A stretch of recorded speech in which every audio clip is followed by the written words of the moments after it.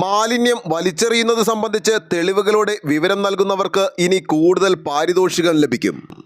ചുമത്തുന്ന പിഴത്തുകയുടെ 1/4 പാരിതോഷികമായി നൽകാനും പരമാവധി 2500 രൂപ എന്ന പരിധി എടുത്തുകളയാനും തദ്ദേശ വകുപ്പ് ഉത്തരവിറക്കി.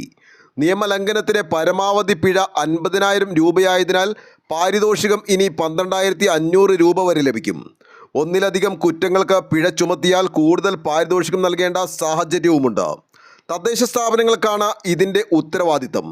പൊതുസ്ഥലത്ത് മാലിന്യം വലിച്ചെറിയുന്നത് റിപ്പോർട്ട് ചെയ്യുന്നതിലെ ജനപങ്കാളിത്തം വർദ്ധിപ്പിക്കാൻ വേണ്ടിയാണ് നടപടിയെന്ന് മന്ത്രി MP രാജേഷ് അറിയിച്ചു. മാലിന്യം വലിച്ചെറിയുന്നത് സംബന്ധിച്ച് 8674 പരാതികളാണ് ഇതുവരെ വാട്സപ്പ് നമ്പറായ 9446700800 വഴി ലഭിച്ചത്. ഇതിൽ 4525 കേസുകളിലും മാലിന്യം നീക്കം ചെയ്തു. 439 കേസുകളിൽ കുറ്റക്കാർക്ക് 33.5 ലക്ഷം രൂപ പിഴ ചുമത്തി. 31 പേർക്കെതിരെ പ്രോസിക്യൂഷൻ നടപടി ആരംഭിച്ചതായും മന്ത്രി പറഞ്ഞു. ന്യൂസ് ബോക്സ് ലൈവിന് വേണ്ടി സനൂപ് കളമശ്ശേരി.